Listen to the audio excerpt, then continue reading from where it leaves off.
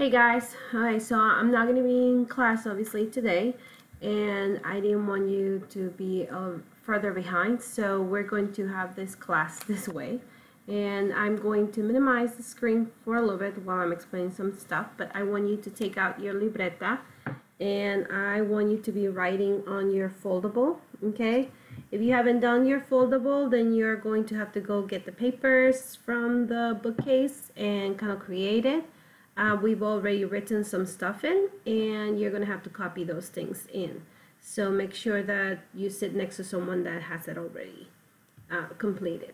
Okay, we are going to be writing in different sections. So we have already written in the first one that says conjugations. I'm still going to explain a few things just for those of you that were not here, and just to make sure that we're all on the same page.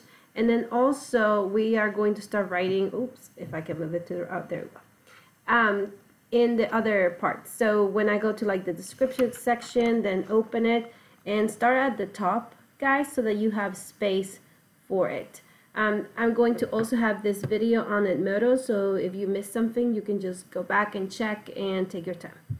Alright, so I'm gonna minimize this, but I'll be right there in the corner, and I'm gonna go and start through this whole thing. So we're being talking about the verb ser.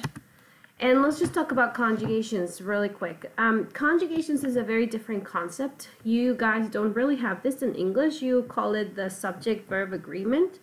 But in English, verbs have less forms than in Spanish. In English, you usually have 2 or 3 forms of the verb. And in Spanish, we have a lot more. We actually have 1 for each different subject pronoun. And some of them share some of them, so it's not 12 forms, but we do have 6. Now, for example, here's a verb to be, which is the verb ser. The verb ser means to be, and that would be really good if you go back to your foldable, and if you write right there underneath where it says el verbo ser, go ahead and write to be, so you remember that, okay? Right there, right there. So I wrote underneath the verb ser, I wrote to be. So here's the verb to be. The verb to be in English is I am, you are, we are, they are, he is, she is, it is. So if you notice right there, you have 3 forms of the verb, am, are, is. Now in English, that's as many as you get. In Spanish, we have a lot more. And so that's why we have a specific name for it. Now here's the thing for this verb. This verb, like I said, is called the verb to be, and it is an irregular verb. So that means that you're going to have to memorize those conjugations or those forms because they don't follow any regular pattern, okay? Now, for some of you that are like just listening and saying that, oh my gosh, each verb has like 6 forms and there's thousands of verbs, this is going to be crazy to learn Spanish. No, it's not like that. Regular verbs follow patterns, but irregular verbs follow no patterns. So unfortunately, the first verb we're learning is irregular, so you're just going to have to memorize them. And you're going to have to memorize them for the quiz on Monday, so make sure that you get that done. Alright, so here are the conjugations for the verb ser. Make sure that you create your table, okay? We've already copied this, most of you have, but if you haven't, go ahead and write that table on the tab that says conjugations, okay? And make it all big, okay, so that it fits the entire part of your foldable. And write down your subject pronouns. Each subject pronoun has to be exactly in the box that I wrote them in, okay, because they are organized by the form that they use. So some of them, like yo or tú, have their own conjugation, their own form of the verb, and nobody else uses it. But then él, ella, and usted are going to share the same form. Or nosotros and nosotras are going to share the same form. Vosotros and vosotras are going to share the same form. And then ellos, ellas, and ustedes are going to share the same form. Now, be very careful because just because they are sharing the same form does not mean that they mean the same thing. And this is the same thing as in English, guys. Just because you say they are and we are, and both they and they and we are using the same form, it doesn't mean that they are and we are means the same thing. They are means one thing, we are means something else. The same thing in Spanish. Just because they share the conjugation does not mean that they are the same in meaning. So here they are. We have yo soy, which is I am. Tú eres, which is you are, and this is informal. Él es, which is he is. Ella es significa she is. Usted es significa you are, formal. Nosotros somos or nosotras somos, and they both mean we are. Now nosotras is feminine, that's the one thing we have to remember. Vosotros sois or vosotras sois, and they both mean y'all are. We're going to say y'all so that you remember this is super informal. Now remember that it's in Spain where we use this one, and in Spain it's considered informal. We don't use it in Latin America. Then we have ellos son, which means they are when it's masculine or a mixed group. We have ellas son, which is they are feminine, so this is only girls. And then we have ustedes son, which means you all are. And this is mostly used in Latin America, but in Spain it is considered formal. So these are the conjugations of the verbs there. Now it's very important that you notice that there's one conjugation in here that there is in English but you don't have in Spanish. There is a particular pronoun that you guys don't have, that you guys have it in English but we don't have in Spanish, and that one is it. So when we're talking about one thing and it is singular, for example, the pencil, which is el lápiz. If we're describing the pencil, we want to say the pencil is, we would say el lápiz es. So it's going to use the conjugation that él and ella use. Now, if we were talking about things plural, then it's a little bit different. Let's look at the same example. Instead of saying el lápiz, we're going to say los lápices, the pencils. And we want to say the pencils are. So in this case, we would say los lápices son. So when it's things and it is plural, then we're going to use the conjugation that ellos or ellas uses. And that's right there what I have written at the bottom. Okay? So you might want to write some kind of note at the bottom of it so that you remember. If you don't have space at the bottom, then on your chart where the conjugations are, you might want to write it right here and maybe write my example where I said los lápices son or el lápiz es, so that you will remember what to do. Alright, so now let's talk about this verb. We have to talk about when we use this verb, and it's going to make more sense later in the year, but there is this other verb that later we're going to talk about that also when we translate it from Spanish to English is going to have the same translation. And these two verbs in Spanish, they're very different. But in English, they translate to the same thing. And we have to learn when we use ser specifically because we don't want to get it confused with the other verb. Okay, so right now we're going to memorize when we use ser. So just forget about the existence of the other verb and memorize this. So for memorizing when we use ser, we have an acronym.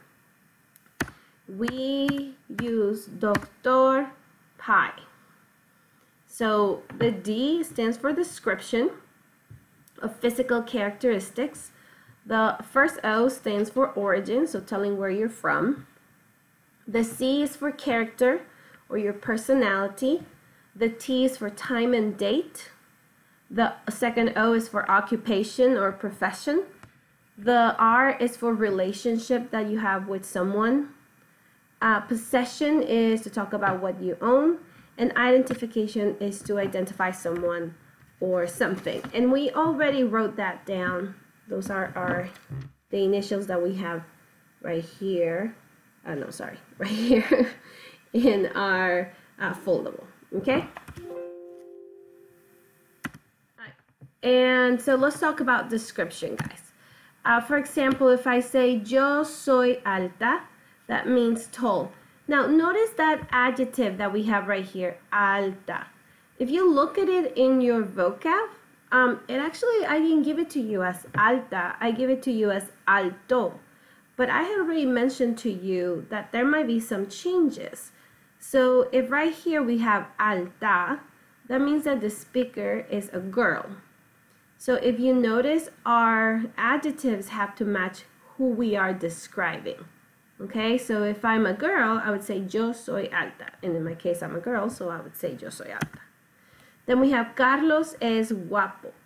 Guapo is describing Carlos, and therefore has to be masculine. And right there, we're using the verb ser. One conjugation of the verb ser is es. Then we have Paco y yo somos bajos. Okay, right there we have somos, which is the one that we use for nosotros. And because Paco y yo, if we switch it for a subject pronoun, we would switch it for nosotros. Now also notice that adjective, bajos, is not just masculine, it is also plural, because adjectives have to match whatever they're describing in both gender and number. And this is something that it kind of makes sense to you once I say it, but once you apply it, you forget all the time about this because it's not something that you're used to. Like in English, you just say, they are tall. In Spanish, it almost sounds like if you were translated to English, they are talls. But that doesn't exist in English. It does in Spanish. And because it doesn't in English, it kind of is hard for you guys sometimes. So here right there we have that in Spanish, the forms of descriptive adjectives agree in gender and or number with the nouns and pronouns they describe. So you have to change those adjectives to match whatever is it that you're describing. Now here's the thing that's very important that you know, guys.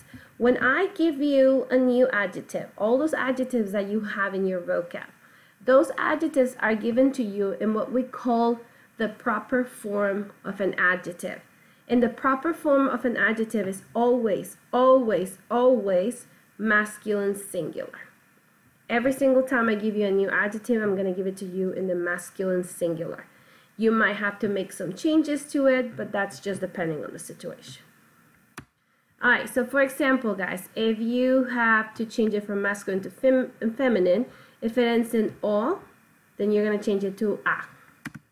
Now, if it doesn't end in an o, then it's going to be the same thing for masculine and feminine nouns. So we don't have to worry about that part.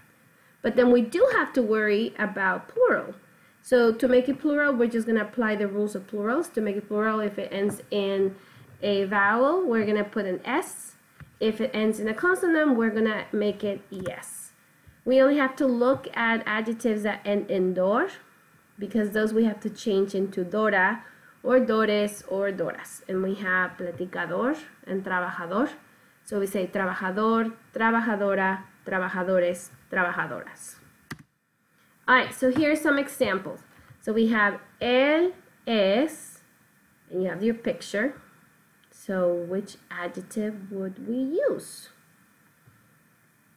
Él es alto. Okay, so it matches right there. It's masculine and it's singular.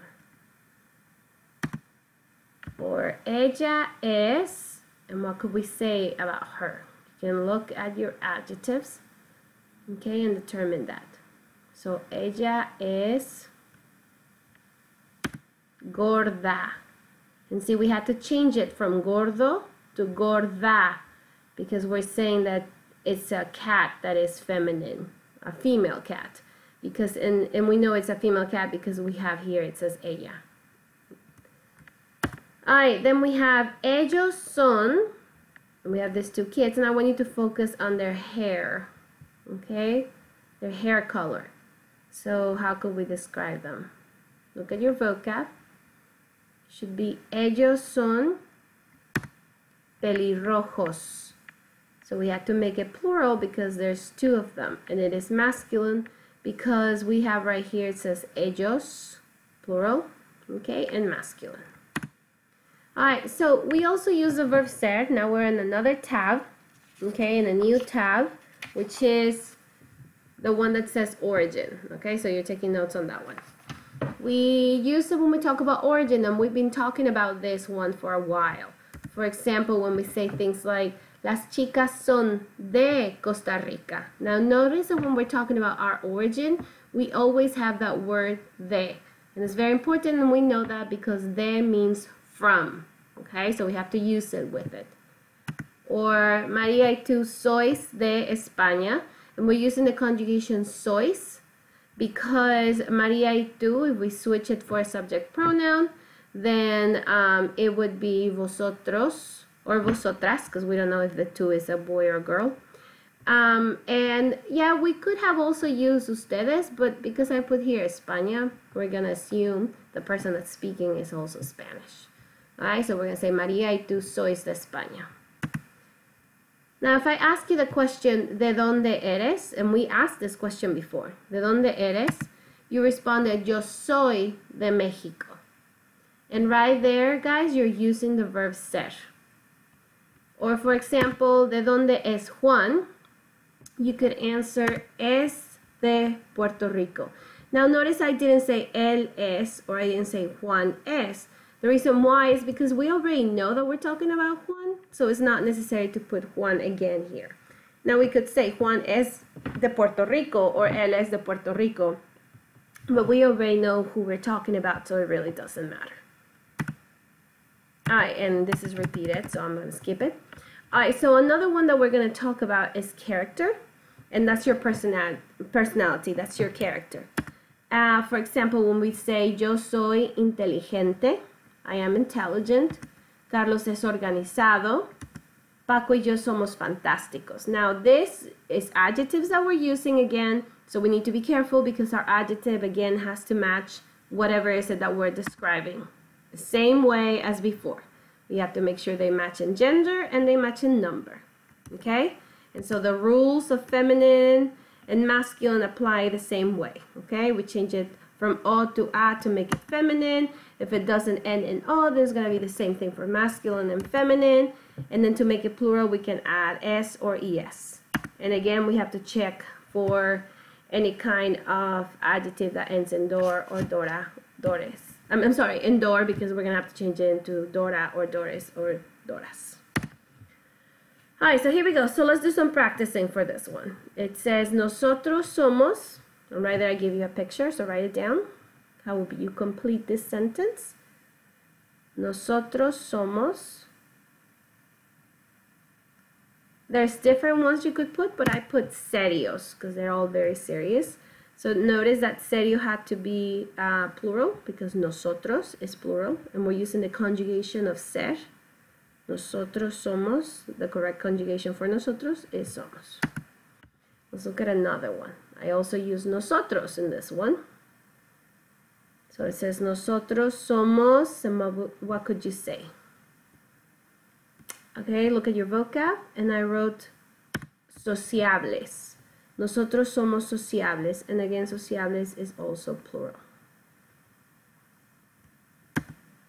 Alright, now here we have él es, and then I give you an example of what that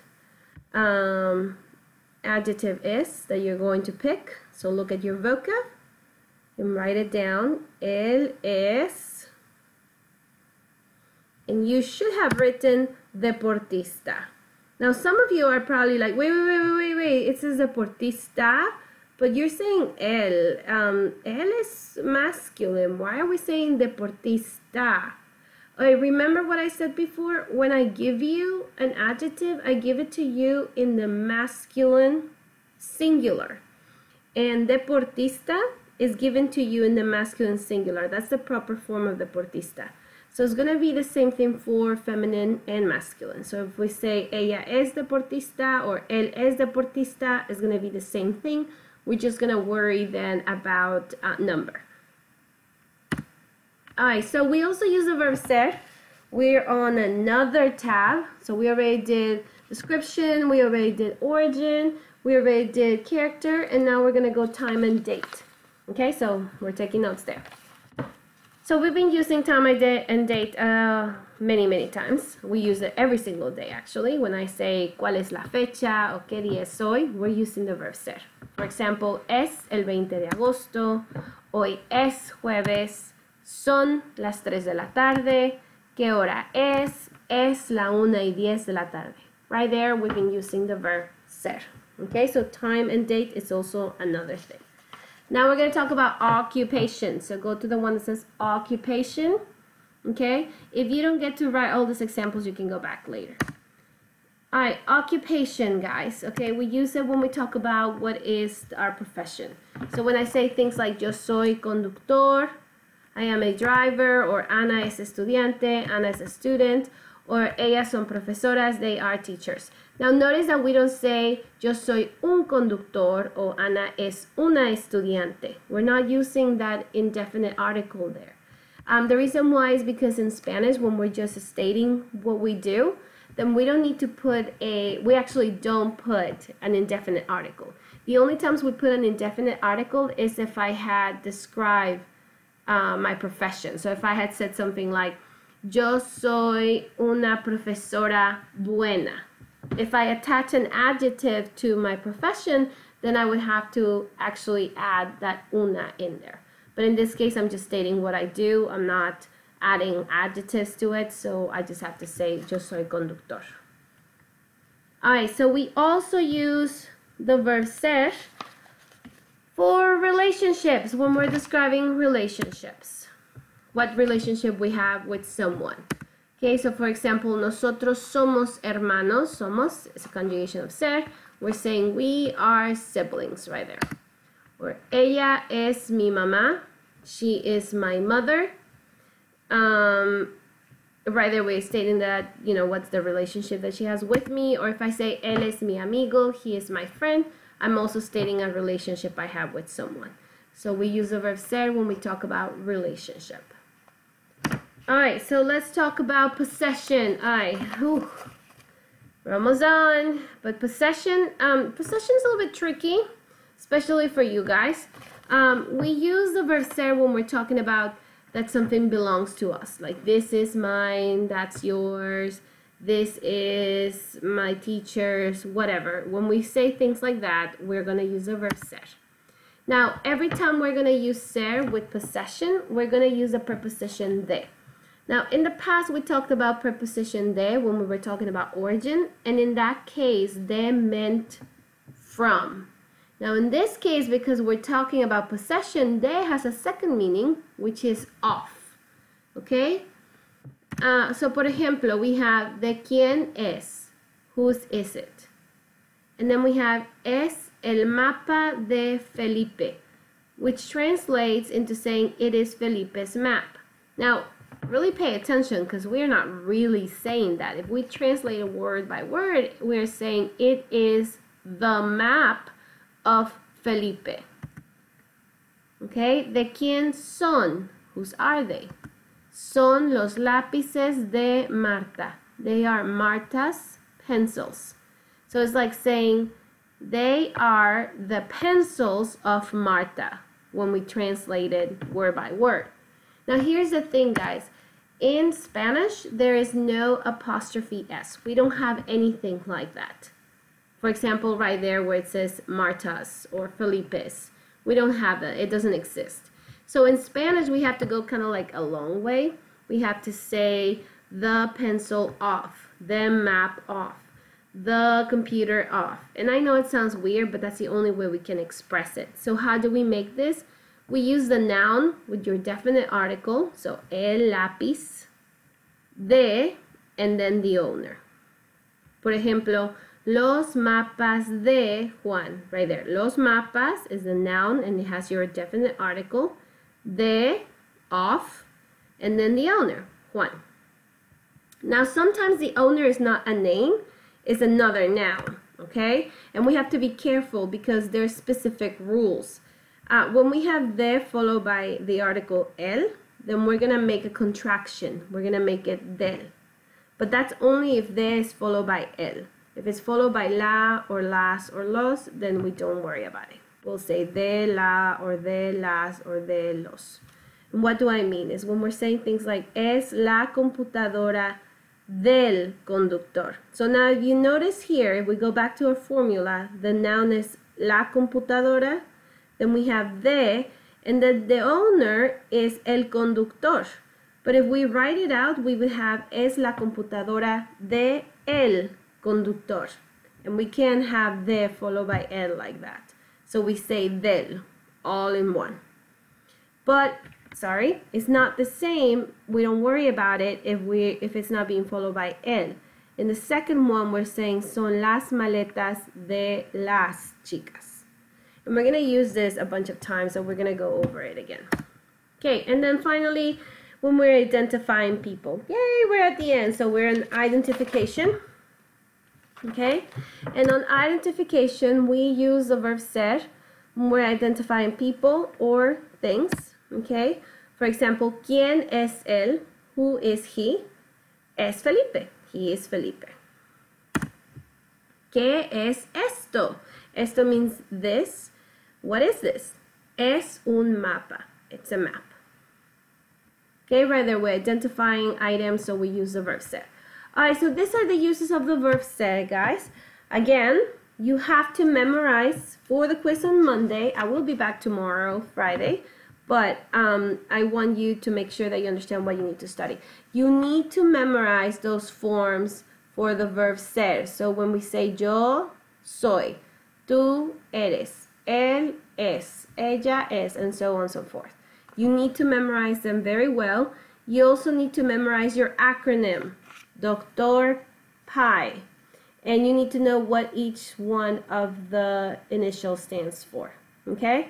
That's all. We're not going to talk yet about application. And just so you guys know, for this unit, we're mostly going to focus on description and character. We're going to talk about describing ourselves and other people and talking about our personality and other people's personality. And that's the focus that we're going to have mostly right now with the verb ser. Later, we're going to touch on all the other ones, but right now we're going to focus on them. Alright guys, now I do have some handouts for you for practice. It kind of goes one step at a time. This is going to be on Edmodo in case you need to watch the video again.